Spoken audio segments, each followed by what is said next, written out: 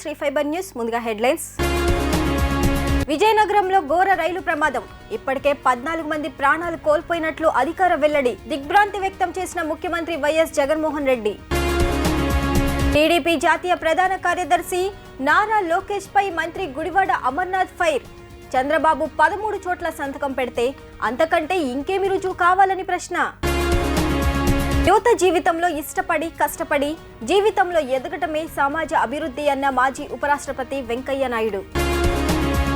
ఆంధ్రప్రదేశ్లో చోటు చేసుకున్న ఘోర రైలు ప్రమాదంలో మృతుల సంఖ్య పెరుగుతుంది. విజయనగరం జిల్లాలో 2 రైళ్లు ఢీకొన్న ఘటనలో ఇప్పటికే 14 మంది ప్రాణాలు కోల్పోయినట్లు తెలుస్తుంది. విజయనగరం జిల్లాలో ఘోర రైలు ప్రమాదం చోటు చేసుకుంది. రైలు ప్రమాద స్థలిలో సహాయక చర్యలు కొనసాగుతున్నాయి. కొత్తవలస మండలం కంటకాపల్లి అలమండ మధ్య ఆదివారం రాత్రి 7 గంటల సమయంలో ట్రాక్స్పై ఉన్న రైలును వెనక నుంచి మరో రైలు ఢీకొన్న దుర్ఘటనలో 3 బోగీలు నుజ్జై ఇప్పటి వరకు 14 మంది దుర్మరణం చెందారు. 33 మందికి గాయాలయ్యాయని అధికార వర్గాలు ప్రకటించాయి. క్షతగాత్రుల సంఖ్య 100 మందికి పైనే ఉంటుందని సంఘటన స్థలంలో పరిస్థితులు బట్టి తెలుస్తుంది. మృతుల సంఖ్య కూడా పెరిగేలా పరిస్థితులు కనిపిస్తున్నాయి. విశాఖపట్నం నుంచి విజయనగరం వైపు బయలుదేరిన విశాఖపట్నం పలస రైలును వెనుక నుంచి కొద్ది నిమిషాల తేడాతో ప్రారంభమైన విశాఖపట్నం రాయగడ రైలు ఢీకొట్టింది. ఈ ప్రమాదంతో రాయగడ రైల్లోని బోగీలు నుజ్జు కాగా మరికొన్ని పట్టాలు తప్పాయి. అక్కడే మరో ట్రాక్స్ పైనున్న గూడ్స్ రైల్ బోగీలపైకి అవి దూసుకు వెళ్లాయి. దీంతో అక్కడ బీతావహ పరిస్థితులు కనిపిస్తున్నాయి. ఘటన స్థలంలో సహాయక చర్యలు అందించడం సవాలుగా మారింది. 4 గంటల్లో క్లియర్ చేస్తామని సిబ్బంది తెలిపారు. 7 బృందాలతో నిరవధికంగా సహాయక పనులు కొనసాగుతున్నాయి. చంద్రబాబు స్కామ్ పై రుజువులు న్యాయస్థానంకు ఇస్తాం కానీ నీలాంటి దొంగలకు ఇవ్వమని మంత్రి గుడివాడ అమర్నాథ్ మండిపడ్డారు. 13 చోట్ల చంద్రబాబు సంతకం పెడితే అంతకంటే ఇంకేమి రుజువు కావాలని ప్రశ్నించారు. సిమెంట్ సంస్థ ఇన్వెస్టిగేషన్ ఏజెన్సీకి ఇచ్చిన వాగ్మూలమే నిదర్శనమన్నారు. ఈ సందర్భంగా మంత్రి గుడివాడ అమర్నాథ్ మీడియాతో మాట్లాడుతూ న్యాయస్థానాలకు 4000 పేజీలు నివేదిక, 130 మంది వాగ్మూలాలు నమోదు చేసిందని తెలిపారు. కోర్టుకు వెళ్లి 17A గురించి నువ్వు, నీ తల్లి, నీ పార్టీ చెంచాలు అడుగుతున్నారే తప్ప తప్పు చేయలేదని ఎందుకు చెప్పలేకపోతున్నారని విమర్శించారు. చంద్రబాబు 50 రోజులుగా జైల్లో ఉంటే లోకేష్ బయటకు వచ్చి అరుపులు కేకలు పెడుతున్నారని విమర్శించారు. వ్యవస్థలను మేనేజ్ చేయటంలో దేశంలో చంద్రబాబును మించినోడు లేడని ఆరోపించారు. ఏ రుజువులు కావాలని ఏది కావాలని న్యాయస్థానానికి ఇన్వెస్టిగేషన్ ఏజెన్సీస్ ఇస్తాయి తప్ప నీలాంటి దొంగలకి ఇవ్వదు. ఎక్కడైనా దొంగలకి తీసుకుని వెళ్ళి ఇదిగో బాబు నువ్వు దొంగతనం చేశావని చెప్పి రుజువు చూపించినటువంటి పరిస్థితులు ఎక్కడ ఉండవు. నీ తండ్రి రాష్ట్ర ఖజానా నుంచి 371 కోట్ల రూపాయలు అప్పనంగా కొట్టేసి రాష్ట్ర ప్రజల తాలూకు ఆస్తుల్ని కొట్టేసి లక్షలాది మంది యువతకి ఉపాధి కల్పిస్తామన్నటువంటి పేరిట, వాళ్ళకి నైపుణ్యం కల్పించి వాళ్ళకి ఉపాధి చూపిస్తామన్నటువంటి పేరిట ఏ రకంగా డబ్బులు కొట్టేశాడో అన్నటువంటిది మనందరం కూడా చూసాం. దానికి సంబంధించి ఈ అనేక ఇన్వెస్టిగేషన్ ఏజెన్సీస్ చేసినటువంటి దాంట్లో దాదాపు 13 చోట్ల ముఖ్యమంత్రిగా చంద్రబాబు నాయుడు సంతకం పెట్టినటువంటి సందర్భాన్ని చూసాం. 13 చోట్ల చంద్రబాబు నాయుడు సంతకం పెడితే అంతకంటే నీకేం రుజువు కావాలి? అసెంబ్లీ సమావేశాల్లో డీటెయిల్డ్గా నీ తండ్రి ఎక్కడెక్కడ సంతకాలు పెట్టాడో అన్నీ కూడా చూపించాం. ఏ పేరిటైతే ఈ స్కామ్ని చేశావో, సిమెంట్ సంస్థ అనేటువంటి పేరిట ఏదైతే స్కామ్ని నీ తండ్రి చేశాడో ఆ సిమెంట్ సంస్థ ఇన్వెస్టిగేషన్ ఏజెన్సీస్కి ఇచ్చినటువంటి వాంగ్మూలంలో అసలు మాకు ఇటువంటి దానికి అసలు సంబంధం లేదని చెప్పింది. ఇంతకంటే రుజువేం కావాలి నీకు?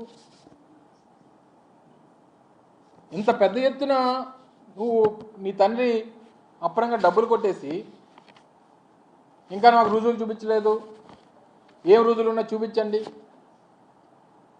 వీటన్నిటికంటే మించి కోర్టుల దగ్గర న్యాయస్థానాల్లో దాదాపు 4000 పేజీలు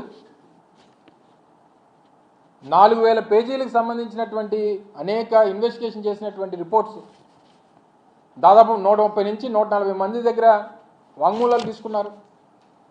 కొంతమంది అధికారులు ఇచ్చినటువంటి వాంగ్మూలాలు ఉన్నాయి. అభివృద్ధి అంతిమ లక్ష్యం సామాన్యుడి సాధికారత అని భారతదేశ పూర్వ ఉపరాష్ట్రపతి ముప్పవరపు వెంకయ్య నాయుడు అన్నారు. యువత జీవితంలో ఇష్టపడి కష్టపడి జీవితంలో ఎదగటమే గాక సమాజ అభివృద్ధిలో భాగస్వాములు కావాలని పిలుపునిచ్చారు. ఏబీవీపీ అందిస్తున్న సేవలు అమూల్యమైనవని ఆయన తెలిపారు. ఆత్కూర్ స్వర్ణభారత్ ట్రస్ట్లో జరిగిన అఖిల భారతీయ విద్యార్థి పరిషత్ అమృతోత్సవాలకు ముఖ్య అతిథిగా పూర్ణ భారత ఉపరాష్ట్రపతి విచ్చేశారు. ఒకప్పుడు తన విద్యార్థి జీవితంలో కీలక పాత్ర పోషించిన సంస్థ అమృతోత్సవాల్లో పాల్గొనటం ఆనందంగా ఉందన్న ఆయన ఏబీవీపీ అందిస్తున్న సేవలు అమూల్యమైనవని తెలిపారు. క్రమశిక్షణ, దేశభక్తి, చిత్తశుద్ధి, కార్యదీక్షతో భవిష్యత్ భారత నిర్మాణం దిశగా సాగుతున్న విద్యార్థులకు ఆయన ప్రత్యేక అభినందనలు తెలియజేశారు. ఈ సందర్భంగా విద్యార్థి నాయకుడిగా ఏబీవీపీలో, ఆర్ఎస్ఎస్లో, అనంతరం భారతీయ జనతా పార్టీలో తాను ఎదిగిన తీరును గుర్తు చేసుకున్నారు. ఆనాటి స్మృతులను ఆయన నెమరు వేసుకున్నారు. శ్రీ మదన్దాస్ దేవి అఖిల భారత విద్యార్థి పరిషత్ సంఘటన కార్యదర్శి. ఆయన ఒక కార్యకర్త ఎలా ఉండాలి, మన వ్యక్తిగత జీవితం ఎలా మనం మలుపు తెలుసుకోవాలి, అందరినీ తెలుసుకొని ఎలా పనిచేయాలి, ఏ విషయాలైనా ముందుకుండాలి, అనేక విషయాలపైన చక్కని అవగాహన కల్పించే మహానుభావుడు. ఈ మధ్యనే వారు కాలుధర్మం చేశారు. వారితో పాటు ఈ రాష్ట్రంలో నేను ఏబీవీపీలో చురుగ్గా ఉన్నప్పుడు రాష్ట్ర సంఘటన కార్యదర్శిగా ఉండేక శ్రీ పిరాట్ల వెంకటేశ్వర గారు కీర్తిశేషుడు విద్యార్థి సమస్యల గురించి మరింత లోతుగా తెలుసుకునే అవకాశం నాకు విద్యార్థి పరిషత్ కనిపించింది. ఆ తర్వాత గమనం మీ అందరికీ కూడా తెలిసింది. దాని గురించి నేను పెద్దగా చెప్పాల్సిన అవసరం లేదు. ఒక రకంగా నాకు సంఘం క్యారెక్టర్ ఇస్తే నాకు ఒక రకమైన నాయకత్వ లక్షణాలు నేర్పించింది అఖిల భారత విద్యార్థి పరిషత్ అని మీ అందరూ కూడా మనం చేస్తాం. ఆ విద్యార్థి పరిషత్తులో పడిన పునాదులు, అక్కడ వచ్చినటువంటి శిక్షణ తర్ఫీదు, ఆ ఎక్స్పోజర్ కారణంగానే నేను వరుసగా అంచెలంచెలు వెలిగి అఖిల భారత స్థాయికి వెళ్ళేటువంటి అవకాశం ఏబీవీపీ ద్వారా నాకు లభించింది. నేను ఈ విషయాన్ని ఇప్పుడు బహిరంగంగా చెప్తూ ఉంటాను. ఎందుకంటే వాస్తవంగా జీవితాన్ని ఒక రకమైన మలుపు తిప్పి నాయకత్వ లక్షణాలు అందించి ముందుకు నడిపినటువంటి సంస్థను మనం ఎప్పుడు కూడా మర్చిపోకూడదు. అఖిల భారత విద్యార్థి పరిషత్ ఒక ప్రముఖ విద్యా ఈ సంస్థగా దేశవ్యాప్తంగా ఇవాళ వ్యాపించడం, ఒక శక్తివంతమైన మిగతా అన్ని సంస్థల కన్నా ముందుండే సంస్థగా అఖిల భారత విద్యార్థి పరిషత్ వ్యాపించడం చాలా చాలా సంతోషం అని చెప్పి మీ అందరికీ కూడా నేను అభినందనలు తెలియజేస్తున్నాను. సందర్భంగా రాష్ట్రంలో వర్షాలు లేక రైతులు విలవిలలాడుతుంటే సీఎం జగన్ తాడేపల్లి ప్యాలెస్ నుండి బయటకు రావటం లేదని సిపిఐ రాష్ట్ర కార్యదర్శి రామకృష్ణ మండిపడ్డారు. పంట నష్టం కలిగిన రైతులకు ప్రభుత్వం నుండి ఎటువంటి సాయం అందటం లేదని ఆరోపించారు. నవంబర్ 2వ తేదీ నుండి సిపిఐ రాష్ట్ర నాయకత్వం 13 కరువు జిల్లాల్లో పర్యటించనుందని తెలిపారు.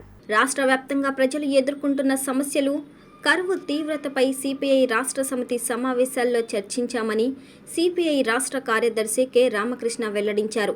దాసరి భవన్లో ఆయన మీడియాతో మాట్లాడుతూ అప్పర్ భద్ర ప్రాజెక్టుకు కేంద్రం 5,300 కోట్లు కేటాయించి నిర్మాణం చేపట్టడం వల్ల రాయలసీమకు తీరని అన్యాయం జరుగుతుందన్నారు. తెలంగాణలో ఎన్నికలు సమీపిస్తున్న నేపథ్యంలో కృష్ణా జలాల పునః పంపిణీ అంటూ కేంద్ర బీజేపీ మరో నాటకానికి తెరలేపిందన్నారు. ఏపీలో తీవ్రమైన నీటి ఎద్దడి నెలకొందని, ప్రాజెక్టుల్లో నీళ్లు లేవన్నారు. నవంబర్ 1వ తేదీ నాడు విజయవాడ నగరంలో ఈ కృష్ణా జలాల వివాదం పైన కేంద్ర ప్రభుత్వం ఇచ్చిన గెజెట్ నోటిఫికేషన్ పైన రౌండ్ టేబుల్ సమావేశాన్ని ఏర్పాటు చేస్తూ ఉన్నాం. ఎందుకంటే కేంద్రంలో అధికారంలో ఉన్న నరేంద్ర మోడీ ప్రభుత్వం పదే పదే ఈ రాష్ట్రానికి అన్యాయం చేస్తూ ఉంది. ఎవ్రీ టైం ఈ రాష్ట్రానికి ఇవ్వాల్సినవి ఇవ్వలే, ప్రత్యేక హోదా ఇవ్వలే, విభజన హామీలు అమలు పరచలే. పైగా ఇప్పుడేమంటే మన వాటా నదీ జలాలపైన కూడా దెబ్బకొట్టే పద్ధతుల్లో కేంద్ర ప్రభుత్వం వ్యవహరిస్తూ ఉంది. ఇటీవల కర్ణాటక ఎన్నికలు జరిగితే కర్ణాటక ఎన్నికల్లో మళ్ళీ అధికారంలోకి రావాలనే దురుద్దేశంతో బీజేపీ వారు అక్కడ అప్పర్ భద్ర ప్రాజెక్టును జాతీయ ప్రాజెక్టుగా ప్రకటించి దాదాపు 5,600 కోట్ల రూపాయలు కేటాయించడం జరిగింది. మరి 5,600 కోట్ల రూపాయలు సెంట్రల్ బడ్జెట్లో కేటాయించి వివాదాస్పదమైన అప్పర్ భద్ర ప్రాజెక్టునికి నిర్మాణానికి అనుమతి ఇవ్వడమే కాకుండా ఇవాళ మళ్ళీ తెలంగాణ ఎలక్షన్లు వచ్చినాయి కాబట్టి తెలంగాణ ఎన్నికల్లో లబ్ధి పొందడానికి కృష్ణా జలాల దానిపైన మళ్ళీ గెజెట్ నోటిఫికేషన్ ఇచ్చారు. ఆంధ్ర తెలంగాణ రాష్ట్రాలకు కృష్ణా జలాల పంపిణీకి సంబంధించి ఆల్రెడీ గతంలోనే ఒక అగ్రిమెంట్ అయిపోయినాం. ఇవాళ దాన్ని తుంగలో దొక్కే పద్ధతిలో, ఎందుకంటే ఆంధ్రప్రదేశ్కు ఉమ్మడి ఆంధ్రప్రదేశ్ రాష్ట్రానికి 811 టీఎంసీల నీటిని బచావ్ ట్రిబ్యునల్ కేటాయిస్తే ఇవాళ ఎగ్జిస్టింగ్ ప్రాజెక్ట్స్ ఏవైతే ఉన్నాయో దాన్ని ఆధారం చేసుకొని ఆంధ్రప్రదేశ్లో 512 టీఎంసీలు, తెలంగాణలో 299 టీఎంసీలు వాడుకోవాలని చెప్పి నిర్ణయించారు. దానిపైన ఇప్పుడు మళ్ళీ ఈరోజు గెజెట్ నోటిఫికేషన్ ఇస్తూ ఉన్నారు. అది కూడా ముఖ్యమంత్రి గారు ఢిల్లీలో ఉండగానే ఆ గెజెట్ నోటిఫికేషన్ ఇచ్చారు. కాబట్టి రాష్ట్రానికి తీవ్రమైన అన్యాయం జరుగుతూ ఉంది. ఎందుకంటే ఈరోజు ప్రాజెక్టులు అన్నిట్లో కూడా వచ్చే నీళ్లు కూడా రాకుండా పోయే ప్రమాదం ఉంది. అప్పుడే కరువు ఛాయలు కూడా మనం చూస్తూ ఉన్నాము. రాష్ట్ర ప్రభుత్వం సిపిఎస్ను రద్దు చేసి పాత పెన్షన్ విధానాన్ని అమలు చేయని పక్షంలో ఉద్యమాన్ని ఉధృతం చేస్తామని యూటీఎఫ్ అధ్యక్షులు హృదయరాజు హెచ్చరించారు. పాత పెన్షన్ విధానాన్ని మరో ప్రత్యామ్నాయం లేదన్నారు. పాత పెన్షన్ అమలు చేసే వారికే రానున్న ఎన్నికల్లో తాము మద్దతిస్తామని ఆయన స్పష్టం చేశారు. సిపిఎస్ రద్దు చేసిన పాత పెన్షన్ విధానాన్ని అమలు చేయాలంటూ విజయవాడ ధర్నా చౌక్లో ఆంధ్రప్రదేశ్ టీచర్ ఫెడరేషన్ ఆధ్వర్యంలో ధర్నా చేపట్టారు. ఈ సందర్భంగా ఏపీటీఎఫ్ అధ్యక్షుడు హృదయరాజు మాట్లాడుతూ పాత పెన్షన్ విధానాన్ని పునరుద్ధరించాలని, దీర్ఘకాలంగా పెండింగ్లో ఉన్న ఉపాధ్యాయుల ఆర్థిక బకాయిలను తక్షణమే చెల్లించాలని ప్రభుత్వాన్ని డిమాండ్ చేశారు. ప్రాథమిక విద్యా నాశనానికి కారణమవుతున్న జీవో 117ను తక్షణమే రద్దు చేయాలని కోరారు. ఉద్యోగ ఉపాధ్యాయులను మోసం చేసిన ప్రభుత్వానికి రాబోయే రోజుల్లో గుణపాఠం చెబుతామని హెచ్చరించారు. పాత పెన్షన్ అమలు చేసే వారికే రానున్న ఎన్నికల్లో తాము మద్దతిస్తామని ఆయన స్పష్టం చేశారు. ఇందులో ప్రధానంగా మరి మేము ప్రభుత్వాన్ని అడుగుతున్నటువంటివి ఏది కూడా గొంతమ్మ కోరికలు కాదు. శాస్త్రీయబద్ధంగా, చట్టబద్ధంగా, రాజ్యాంగబద్ధంగా ఉన్నటువంటి డిమాండ్సే పెట్టడం జరిగింది. ప్రభుత్వాలు కూడా ఏంటంటే ఆయా కట్ ఆఫ్ డేట్లు ఇస్తూ దాన్ని విస్మరించడం అనేటువంటిది జరుగుతుంది. ఆ కట్ ఆఫ్ డేట్లను విస్మరించడం అనేటువంటిది ప్రభుత్వాలకు తగదు. ఏదైతే ఈరోజు ఒక ఉద్యోగికి సంబంధించి మరి సకాలంలో జీతాలు లేకపోవడం అనేటువంటిది ఒకటి అక్కడి నుంచి మొదలు పెడితే డిఏ బకాయిలు కానీ, పిఆర్సీ బకాయిలు కానీ, అదేవిధంగా సరెండర్ లీవ్ ఎన్కాష్మెంట్కి సంబంధించి కానీ, పిఎఫ్ ఏపీజేఎల్ఐ లోన్లు కానీ, క్లెయిమ్స్ కానీ, అదేవిధంగా సిపిఎస్ ఉద్యోగులకు సంబంధించి మ్యాచింగ్ గ్రాంట్ కానీ, 90% ఇవ్వాల్సినటువంటి క్యాష్ రూపంలో ఇవ్వాల్సినటువంటి డిఏ కానీ, ఈ రకంగా చూసుకున్నప్పుడు ఏంటంటే 30,000 కోట్ల రూపాయలని ఉద్యోగ ఉపాధ్యాయ పెన్షనర్స్ వర్గానికి ప్రభుత్వం బాకీ ఉంది. ఇవ్వాల్సినటువంటి బాకీ అది. మరి వారు హామీ ఇచ్చినటువంటిది చివరి సెప్టెంబర్లో ఇస్తామని చెప్పినప్పటికీ ఇవ్వకపోవడం వల్ల మరి ఈ కార్యాచరణ చేపట్టాం. రాష్ట్ర ప్రభుత్వం నుంచి రావాల్సిన పెండింగ్ బిల్లులు, బకాయిలు ఏదైతే మేము ప్రభుత్వం దగ్గర దాచుకున్నామో, ప్రభుత్వం మాకేమీ డబ్బులు అడగట్ల ప్రభుత్వాన్ని. మేము ప్రభుత్వం అంత డబ్బులు దాచుకున్నాం. జీపీఎఫ్ కానీ, ఏపీజేఎల్ఐ కానీ, అందులో ప్రభుత్వానికి ₹1 కానీ, ₹1 వాటా కానీ లేదు. మా డబ్బులు ప్రభుత్వం దగ్గర పెట్టుకుని గత 3 సంవత్సరాలుగా మాకు సంబంధించిన పెండింగ్ బిల్లులు, అలాగే ఏపీజేఎల్ఐ పేమెంట్లు, అట్లాగే ప్రభుత్వం గత 3 సంవత్సరాలుగా ఉద్యోగ ఉపాధ్యాయులకు ఇవ్వాల్సిన సరెండర్లు, మిగతా బిల్లులు కూడా 3 సంవత్సరాల నుంచి బిల్లులన్నీ సిఎఫ్ఎంఎస్లోనే పడి ఉన్నాయి. నగదు రూపాన వచ్చే పరిస్థితి ఉద్యోగుల ఉపాధ్యాయులకు లేదు. అలాగే డిఏల పరిస్థితి చూస్తే 7 డిఏల యొక్క పిఆర్సీ ఏరియర్స్ పెండింగ్ ఉన్నాయి. 3 డిఏలు మామూలుగానే పెండింగ్లో ఉన్నాయి. పిఆర్సీ ఏరియర్స్ పెండింగ్లో ఉన్నాయి. ఒక్కొక్క ఉద్యోగికి 2 నుంచి 3 లక్షల రూపాయల పిఆర్సీ ఏరియర్స్, డిఏ ఏరియర్స్ రావాల్సిన పరిస్థితి ఉంది. జీతాలు చూసుకుంటే 1వ తారీఖున వచ్చే పరిస్థితి లేదు. ఇవన్నీ కూడా మేము ప్రభుత్వంలోకి వస్తే ఒక్క రోజులోనే మేము డిఏ ఇస్తాం, మీకు 1 వారంలో సిపిఎస్ ఇస్తాం, 1 నెలలో ఆర్పిఎస్ రివైజ్డ్ పే స్కేల్స్ ఇస్తాం అని చెప్పిన ప్రభుత్వం 4 సంవత్సరాలు అయినప్పటికీ వారివ్వరు. ఇవ్వవలసిన 1వ తారీఖు ఇవ్వాల్సిన జీతం వారివ్వరు. మాకు రావాల్సిన పెండింగ్ బిల్లులు మా డబ్బుల్లో నుంచి మాకు తీసి ఎవరి పరిస్థితి. అట్లాగే సిపిఎస్ను రద్దు చేస్తామని చెప్పి ఉద్యోగ ఉపాధ్యాయ పెన్షనర్స్కి ఎవరికి ఉపయోగం లేని పెట్టుబడిదారులతో పోరాటం అంటున్న జగన్ పేదలపై పెను భారాలు మోపుతూ వారి జీవన పరిస్థితులను మరింత దిగజార్చుతున్నారని సిపిఎం నాయకులు 50వ డివిజన్ కార్పొరేటర్ బోయ సత్యబాబు అన్నారు. కేంద్ర ప్రభుత్వ విధానాలను రాష్ట్రంలో అవలంబిస్తున్నారని మండిపడ్డారు. కేంద్ర రాష్ట్ర ప్రభుత్వ విధానాలను నిరసిస్తూ ప్రజారక్షణ భేరీ పేరుతో నవంబర్ 15న విజయవాడలో భారీ బహిరంగ సభ నిర్వహిస్తున్నట్లు ఆయన వెల్లడించారు. సిపిఎం ఆధ్వర్యంలో నవంబర్ 15న జరిగే ప్రజారక్షణ భేరీ కార్యక్రమాన్ని విజయవంతం చేయాలని కోరుతూ వన్ టౌన్ మహంతిపురం ప్రాంతంలో సిపిఎం నేతలు ప్రచార కార్యక్రమం నిర్వహించారు. ఈ సందర్భంగా సిపిఎం కార్పొరేట్ సత్యబాబు మాట్లాడుతూ కార్పొరేట్లకు కొమ్ము కాస్తూ అన్ని రకాల నిత్యావసరాల వస్తువుల పెరుగుదలకు బీజేపీ కేంద్ర ప్రభుత్వం కారణం అయ్యిందన్నారు. బీజేపీని గద్దెదించేందుకు అన్ని పార్టీలు కలిసి ముందుకు సాగాలని సూచించారు. పశ్చిమ నియోజకవర్గంలో డిగ్రీ కళాశాల ఏర్పాటు చేయాలని, షేక్ రాజా ఆసుపత్రి 100 పడకల ఆసుపత్రిగా అభివృద్ధి చేయాలని ఆయన కోరారు. ప్రజారక్షణ భేరీ సభను జయప్రదం చేయాలని పిలుపునిచ్చారు. ఆంధ్ర రాష్ట్రాన్ని అప్పులు పాలు చేసి, దేశాన్ని అప్పులు పాలు చేసి అంబానీ ఆదానీలు మాత్రం ప్రపంచంలో అపర కుబేరులుగా తీసుకెళ్తున్నటువంటి మోడీ మణిపూర్లో నడి వీధుల్లో మహిళల్ని నగ్నంగా ఊరేగించి అత్యాచారాలు చేసి చంపేస్తున్న ఇప్పటికీ మణిపూర్ రాష్ట్రంలో అడుగు పెట్టకుండా మోడీ తన మతోన్మాదం యొక్క దాష్టికాన్ని ప్రదర్శిస్తున్నాడు. ఈరోజు ప్రపంచంలో గాజాలో మరి పసిపిల్లలను కూడా చంపేస్తున్నటువంటి ఇజ్రాయెల్ యుద్ధంని ఖండించకుండా ఐక్యరాజ్య సమితిలో తటస్థంగా ఉండడం అంటే నువ్వు యుద్ధం వైపు ఉన్నావా, శాంతి వైపు ఉన్నావా, న్యాయం వైపు ఉన్నావా, అవినీతి వైపు ఉన్నావా?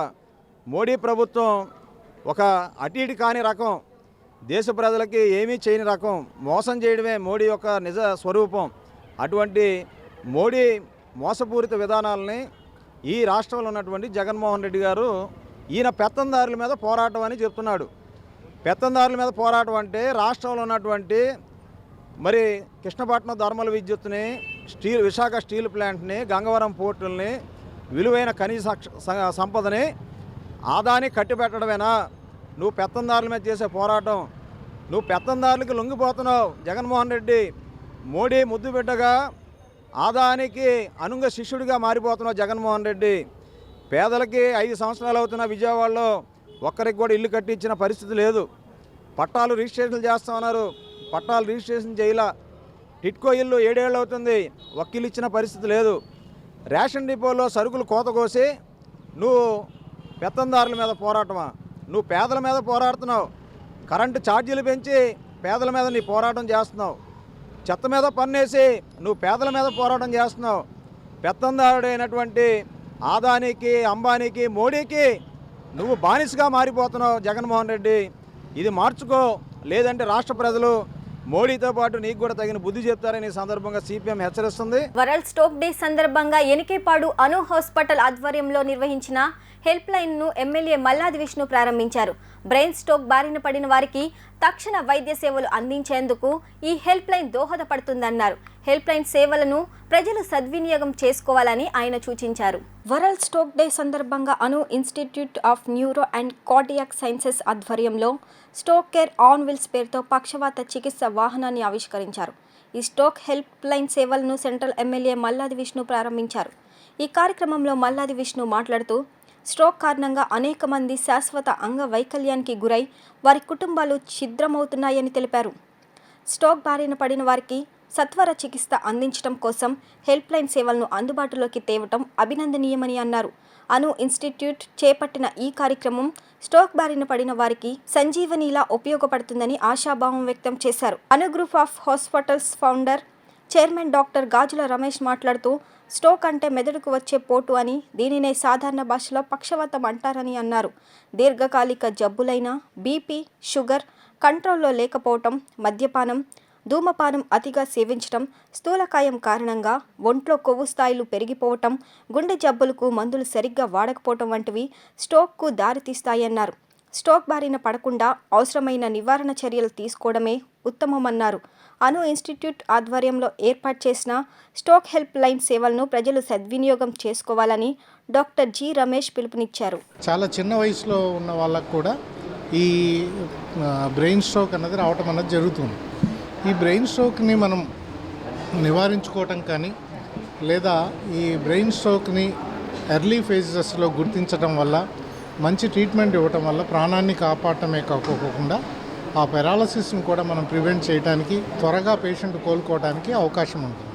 దాన్నే గోల్డెన్ పీరియడ్ అంటాం.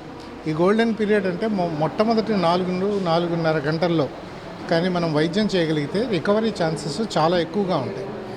ఆ యొక్క అవగాహనని మనము అందరి జనాల్లో పెంపొందించడానికి ప్లస్ మేము ఆ సర్వీస్ని పబ్లిక్ ఇవ్వడానికి ఈరోజు స్ట్రోక్ కేర్ ఆన్ వీల్స్ అని ఒక ప్రోగ్రామ్ని అవగాహన కార్యక్రమాన్ని ఏర్పాటు చేయడం అన్నది జరిగింది. మా దగ్గరకు వచ్చే పేషెంట్స్ అందరూ కూడా ఈ గోల్డెన్ పీరియడ్ అయిపోయిన తర్వాత వస్తున్నారు. సో దాని తర్వాత మనం పెద్ద ఎక్కువ చేయగలిగేది ఏం లేదు.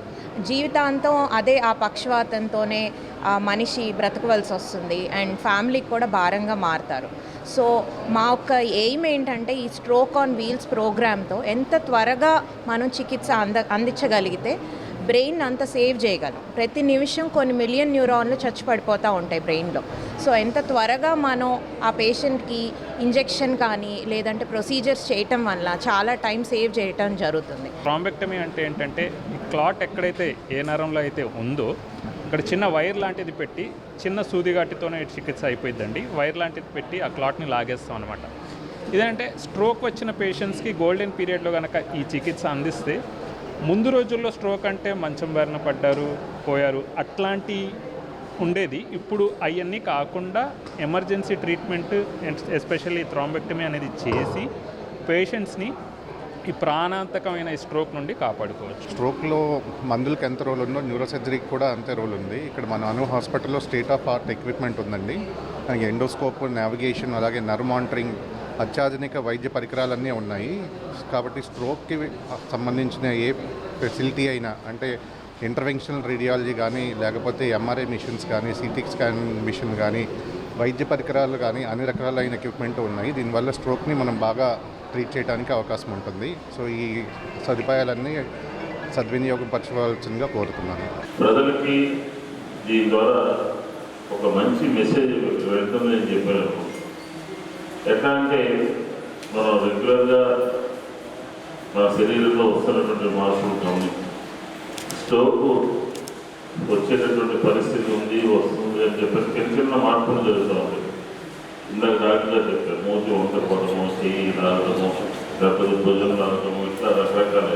అలాంటి సందర్భంలో మనం అను హాస్పిటల్ వారు ఒక టోల్ ఫ్రీ నెంబర్ని పెట్టడం జరిగింది.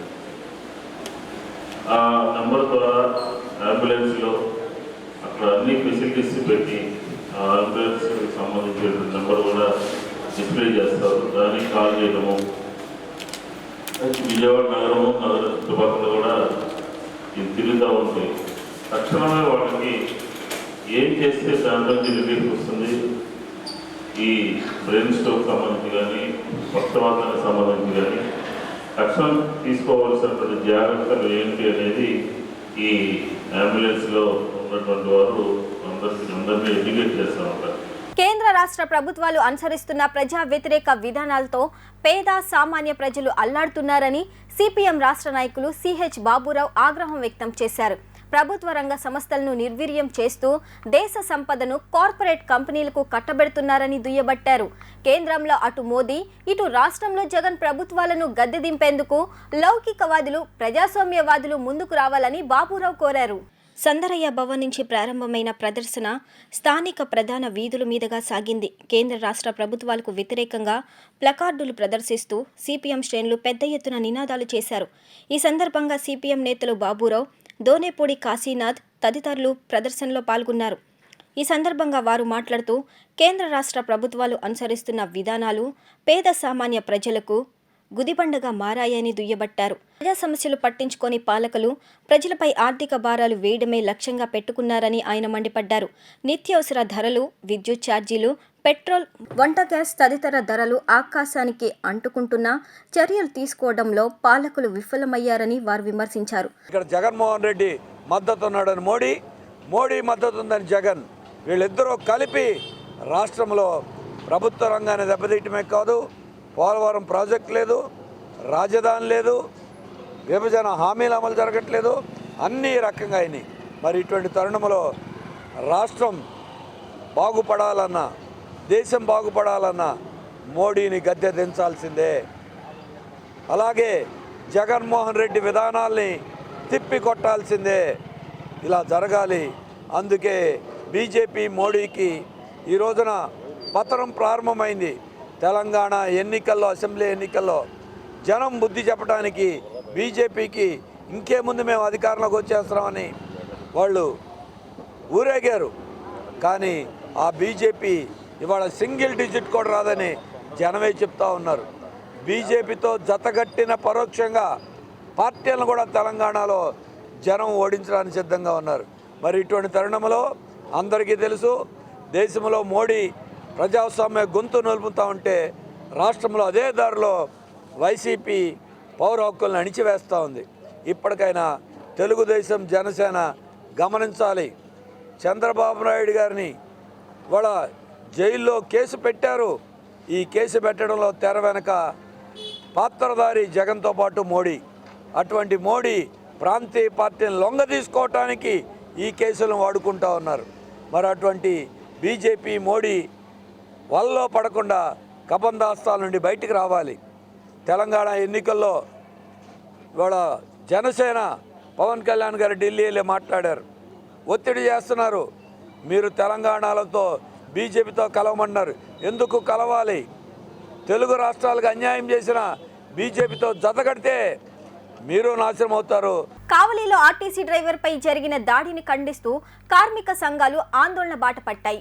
దాడికి పాల్పడిన వ్యక్తులను అదుపులోకి తీసుకొని చట్ట ప్రకారం చర్యలు చేపట్టాలంటూ రాష్ట్ర ప్రభుత్వాన్ని డిమాండ్ చేస్తున్నాయి. ఈ ప్రభుత్వంలో సామాన్య ప్రజలతో పాటు ప్రభుత్వ ఉద్యోగులకు భద్రత కరువైందంటూ కార్మిక సంఘాల నేతలు ఈ సందర్భంగా ఆరోపించారు.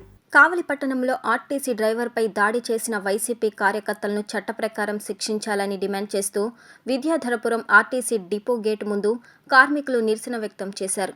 సిఐటియు కార్మిక సంఘం ఆధ్వర్యంలో జరిగిన నిరసన కార్యక్రమంలో కార్మికులు ఆర్టీసీ కార్మికులకు రక్షణ కల్పించాలని నినాదాలు చేస్తూ నిరసన వ్యక్తం చేశారు.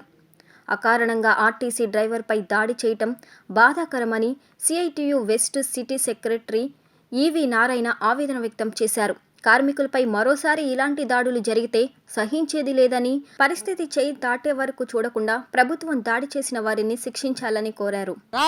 ఆర్టీసీ డ్రైవర్ని ఎగిరెగిరి తంతున్న వీడియోలు ఈ రోజున హల్చల్ చేస్తున్నాయి. ఏం చేయదలుచుకున్నారు మీరు? ఈ రాష్ట్రాన్ని రౌడీ రాజ్యంగా మార్చుదాం అనుకుంటున్నారా, లేకపోతే మీ సొంత జాగీర్ అనుకున్నారా? ఖబర్దార్, జాగ్రత్త. కార్మిక లోకం కన్నెర్ర చేస్తే మీలాంటి గోండాలు పెద్ద లెక్క కాదు. అణిచి తొక్కుతా నారతీస్తారు కార్మికులు. జాగ్రత్తని సిఐటిగా హెచ్చరించదలుచుకున్నాం. ఈ సంఘటన ఒకటే కాదు, ప్రతి చోట వెలుగులోకి రాని ఎన్నో సంఘటనలు ఉన్నాయి. ఇంతకుముందు విజయవాడలోనే టూరిజంలో పొన్నమి హోటల్ దగ్గర నిషేధించబడిన ప్రాంతాల్లో కెమెరా తీసుకెళ్లకూడదని ఉద్యోగులు అడ్డగిస్తే అధికార పార్టీకి సంబంధించిన కార్పొరేటర్ పెద్దలు, కార్పొరేటర్ భర్త వెళ్ళి మమ్మల్ని కెమెరా తీసుకెళ్ళనివ్వని చెప్పి ఆ కార్మికులు దాడి చేశారు. ఇక్కడ స్థానికంగా ఉన్న పశ్చిమ నియోజకవర్గం ఎమ్మెల్యే ప్రజల దగ్గరికి తిరుగుతున్నప్పుడు ప్రజలు ఏదన్నా ప్రశ్నిస్తే వాళ్ళ మీద గూండాగిరి చేసి పోలీసులతో అరెస్టు చేపిస్తున్నారు. వాళ్ళ రేషన్ కార్డులు రద్దు చేపిస్తున్నారు, వాళ్ళ పథకాలు రద్దు చేపిస్తున్నారు. ఇదేనా ప్రజా పరిపాలన? ఇదేనా మిమ్మల్ని గెలిపించింది ప్రజలు ఇందుకోసమేనా? జాగ్రత్త. సిఐటిగా మేము హెచ్చరించదలుచుకున్నాం.